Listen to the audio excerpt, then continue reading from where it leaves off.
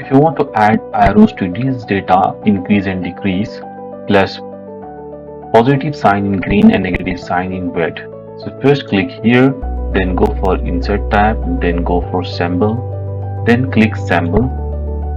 Okay, then add up arrow, insert, then down arrow, insert.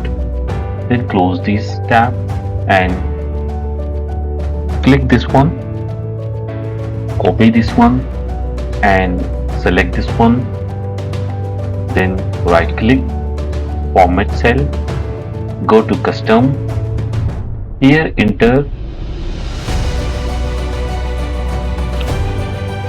green for up arrow, semicolon, then red, paste, down arrow for